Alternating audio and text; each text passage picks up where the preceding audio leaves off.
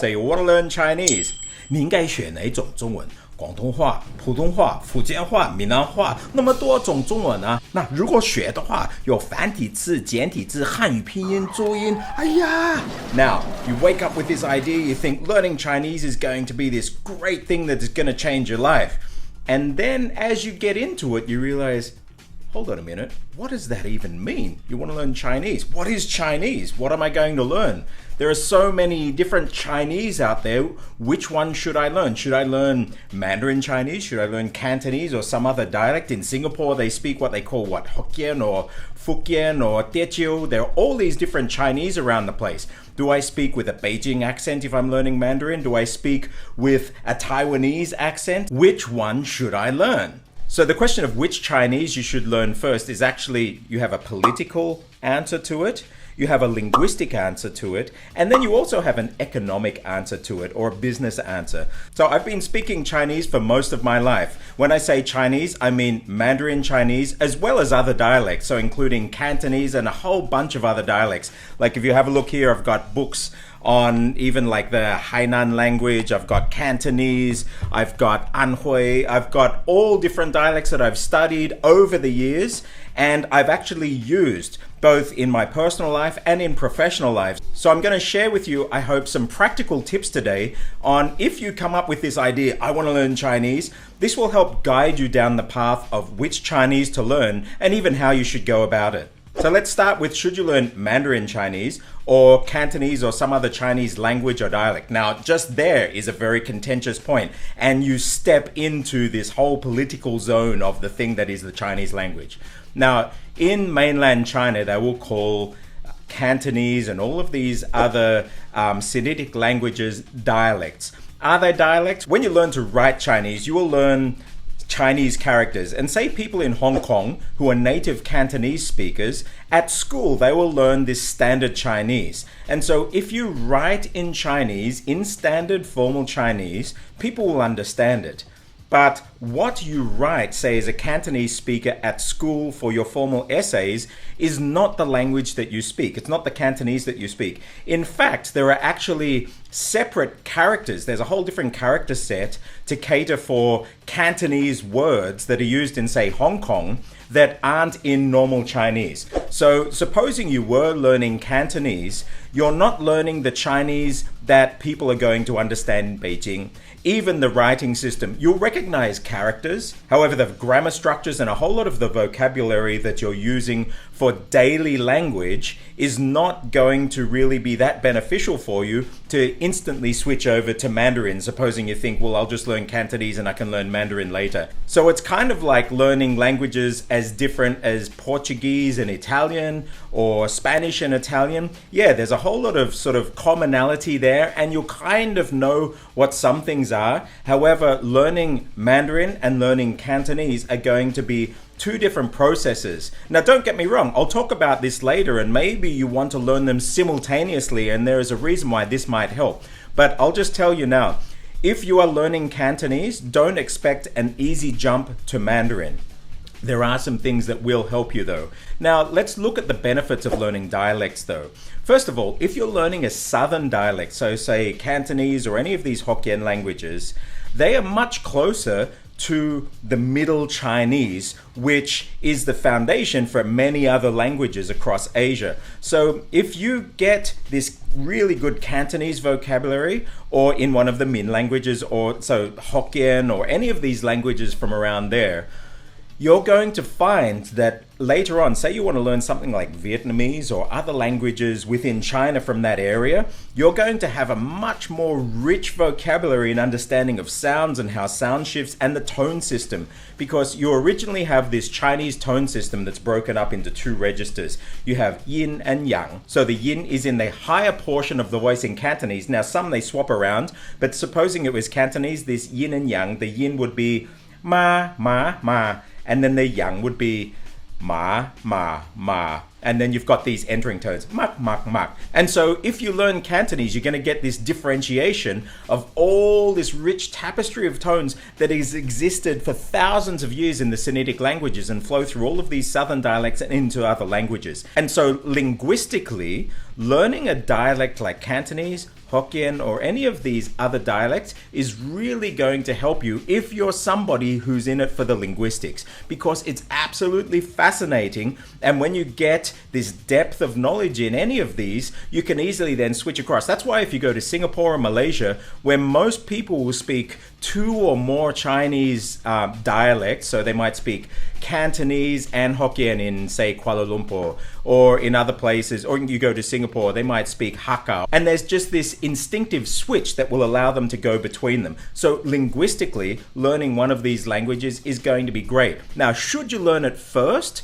Well, that's another question. So I would say linguistically, learning a southern dialect especially is going to be an amazing foundation for a bunch of other languages. Now, practically, is it going to be of practical use? Not really. In that case, you're probably going to want to learn Mandarin. Now, there's a whole bunch of other reasons why you probably should learn Mandarin too. One, it's because it's the standard language of China. Everybody in China speaks Mandarin. Well, practically everybody. Now they did. In the past, they didn't, but this amazing feat happened where basically Mandarin was disseminated through every single part of China to the point that everyone speaks it now. So everyone in China will speak Mandarin, and in places like Singapore, Malaysia, you go anywhere with Chinese speakers now, most people will speak Mandarin. So that's a bonus. You can use it in business. You can use it anywhere. If you learn standard Mandarin, you can pretty much read anything that you're going to read on the internet. It's going to open you up to the world. So learn Mandarin. I think from a practical point of view, learn Mandarin. Now, from a business point of view, learn Mandarin. However, then the question is, should you learn another dialect? And what I can say is, supposing you're in Hong Kong, and if you speak Mandarin, yeah, you might get it at one level. Actually, sometimes in Hong Kong, I find it's even more beneficial if you're going to choose between Mandarin and English. You might get further speaking English. Now, there could be political reasons to that, or some other societal reasons why English might be preferred over Mandarin. However, what I've noticed that if you speak Cantonese, you just hit another dimension in Hong Kong or in Cantonese speaking areas. Now, you have to speak Cantonese properly because they can smell it on you if you're a Guailao. So there's speaking Cantonese and really speaking Cantonese to a point where you can actually do business and function in there. You want to be able to speak it to a point where they're not going to clap you and think, oh wow, this foreigner is speaking Cantonese. You just want to be able to speak Cantonese and get to the hearts of the people, because a lot of business in Hong Kong is done still in Cantonese. Now, it's one thing to do it in Mandarin. You might get Mandarin people saying it's okay because Mandarin is the standard language of Hong Kong now too. But honestly, looking realistically in Hong Kong, people, Cantonese is in their heart, and to do business in that is really going to make a difference. And this is actually the same anywhere you go in China. If you speak Mandarin, yeah, you get in there. But I spent a lot of time in places like Wuxi in the aerospace industry, and around, say, Anhui in Shanghai. And anybody who's been to Shanghai would know that if you speak Shanghainese, or the Shanghainese people themselves, Shanghainese has this prestige to it. So if you can sit there and speak Shanghainese and you can go into a meeting, well, you're going to get into places that Mandarin just won't take you. So speaking Mandarin is like entry level. To then speak Shanghainese or Cantonese or something, if you're going to be doing business in that area, well, that's going to get you to places that just Mandarin wouldn't get you, and definitely English wouldn't get you to. So from a practical point of view, learn Mandarin. But then from a business point of view, if you really want to have these opportunities open to you, or culturally rich opportunities, well, then you're going to want to get into the local language. Same in Taiwan. So if you can speak Southern Minnan-Hua, that is going to take you into a totally different zone than just speaking Mandarin. And some Taiwanese people don't speak Minnan-Hua, and those who do will find themselves in a different level, a different place, and they'll be interacting in different ways. And so I think the main reason why you would learn one of the local languages is to actually get that depth in that society. And you probably wouldn't want to learn it if you weren't going to be spending some sufficient time there. Maybe you've married into it, or you've set up business there. That's going to do it for you. So let's get back to Mandarin now. When you're learning Mandarin, there are some considerations. Should you learn Beijing accent, standard Mandarin accent that they teach in schools, or should you learn maybe the accent that they use in Taiwan? Now, this is probably a political question. It's going to have political ramifications, and there are also linguistic ramifications as well. Let me just say, for Mandarin, standard Mandarin, you have these sounds. They're okay, but then you get these sounds like ji, qi, xi, zhi, chi, shi, zi, ci, si. You see the difference between zhi, zi.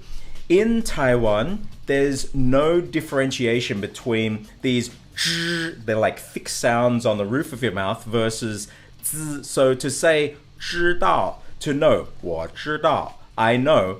In Taiwan, they would say 我知道. And that becomes problematic because if you're writing in Pinyin, or in Taiwan, they use Zhuyin, which is their phonetic system, which uses symbols based on characters rather than Romanized letters. But either way, you're going to need to know the correct spelling of characters. Well, it's good to know. Now they have software that's able to use fuzzy logic to guess what you're intending. But if you learn the standard, say, Beijing accent, or at least northern kind of accent from northern China, you're going to get the differentiation between all words in standard Mandarin, and this is a good thing. This is going to help you speak 标准 Chinese, and I think that if you are going in to learn Chinese, it's probably good to start off with some kind of standard variety from mainland China where you're going to get differentiation between all of these sounds. The zhi, chi, shi, ri, and zi, ci, si, these need to be differentiated. Now, when you go to Taiwan later, you might decide to go and live there. Then you can always shift it, but it's much harder if you've actually learned going from less to more. So in Taiwan, you've got less sounds because all the zhi, chi, shi have merged into zi, ci, si. So to be able to go back into more sounds, it's going to be like trying to unscramble an egg. So I would say learning standard Chinese from the mainland is probably better to go that way, and probably go for more of a northern accent because you really get the differentiation between this, and you'll be warmly accepted anywhere in China. And it's always easier then to sort of tone down your, they call it the 儿化. So you might have heard in Beijing, they'll say like 公园去啥,我知道. They roll the tongue back and you get this really throaty sound. Now, yeah, you might want to speak like that. And there are some foreigners out there that have actually become quite famous, and they have very good Chinese, and they speak with these thick, rich Beijing accents. Now, you might want to go that way, or you might want to sort of pull back on the 儿化 and just make it this standard Chinese that will be pretty much accepted right across China, Taiwan, Singapore, Malaysia, easily understood. And you won't be putting this big stamp of Beijing on your Chinese. But if you're on the mainland and you speak with this beautiful Beijing accent, of course, everybody's going to compliment you. But depending where you go in the Sinosphere, outside of, say, Beijing or mainland China, it's probably going to have political ramifications on how you speak Chinese and who you're speaking it with. So just be aware of that. And then finally on that is, should you learn the Chinese characters? How should you learn to write? So what I would say is learn, first of all, the Hanyu Pinyin. This is the standard romanization of Mandarin Chinese. And this gives you a nice system that can at least differentiate every sound in Mandarin. Now, this is going to help you. However, you're really going to need to learn to know the characters as well. Don't think that you're going to get away with just using the romanization system. Oh, I just want to speak. No, because Chinese, the writing is just part and parcel of the Chinese language. And if you don't learn the characters, you're basically lobotomizing your potential experiences in the Chinese world, because language is used everywhere. The characters in WeChat, in writing, in reading, even in talking and using idioms, you need to know the characters. So as you're learning this Pinyin to get your pronunciation on point, you need to be learning the characters, and that's probably the biggest ramp. Have a look at that other clip that I did, what's more difficult, Thai or Chinese, but I talk about this there. While Pinyin is good, if you're in Taiwan, they have another system called Zhuyin, and they use these symbols that are based on Chinese characters, and it's a phonetic system also to write. And this is actually really good to get an understanding of how Chinese characters and sounds are built, as opposed to reading it through a Roman script and it will also help you understand structures of Chinese. So we're getting back into a linguistic side of understanding Chinese. So if you're wanting to get deeper into Chinese and really make it part of you, learn Zhuyin and learn some other dialects as well as you go. And then, okay, so you're going to learn to write. You've also got the question of should you learn traditional characters or the simplified characters. Now, I know anyone from mainland China, they're going to tell you, oh, don't worry with those crazy traditional characters. They're not going to help you. They only make you write longer. They're complicated. You don't need to know them. I'm telling you now. Now, I learned Chinese from when I was a kid, and I started learning the traditional characters, and having that foundation, knowing like the full forms of characters, has helped me so much, not just in Chinese and understanding and being able to have these really good guesstimates of what a character is going to sound like and probably mean, but it's also helped me as I've learned other languages, because say you learn Japanese or even the Korean Hanja, they're going to use probably things based on these older forms of the characters. There is a series of books out there and they get a lot of flack, but I'm telling you, they were life-changing for me back in the early 90s. It's called Cracking the Chinese Puzzles by T.K. An.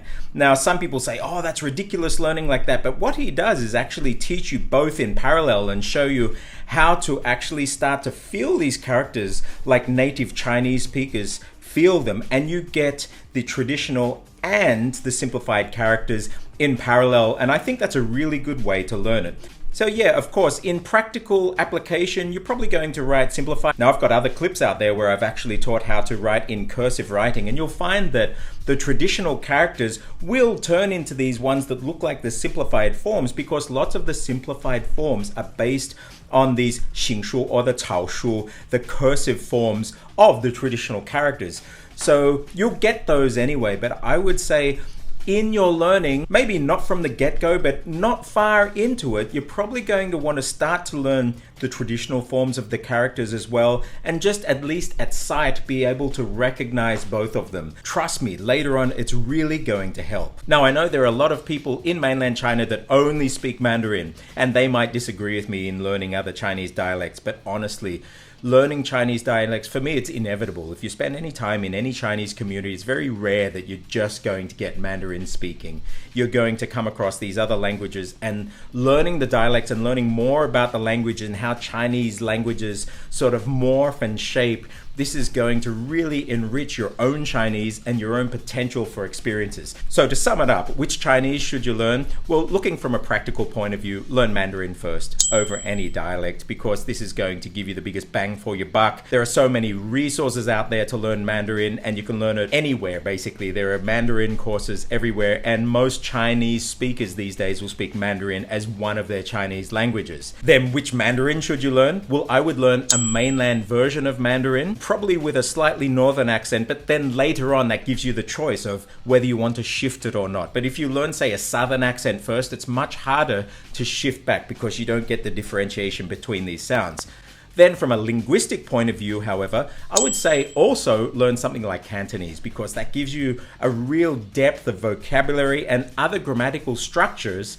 So say in Cantonese, it's much closer to when you're reading this classical Chinese. So if you want to really enjoy poetry and all of this other rich Chinese heritage, well, you're going to want to get into Cantonese and some other dialects, because they really open the language up to you. And understanding these sound shifts, you're going to get access to so many other Chinese languages then, rather than just going through Mandarin. Should you learn to write Chinese? Definitely. There's no question. You need to learn to write the Chinese characters.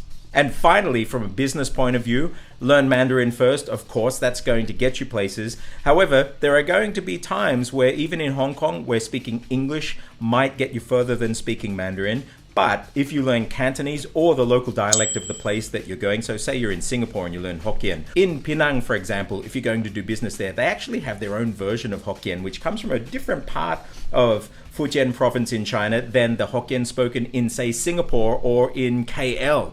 So learning the local language, if you speak that in Penang, you're going to have a totally different experience and a really rich experience, both in business and personally as well, because people just amongst themselves, when they're communicating from the heart, they'll be speaking the dialect. So for that really rich experience or business experience, yeah, learn the dialect. But from a practical point of view, Mandarin. So I hope that has helped you sort of decide which way you want to approach learning Chinese. If you've got any questions, scan the QR code up top, come into the Discord server.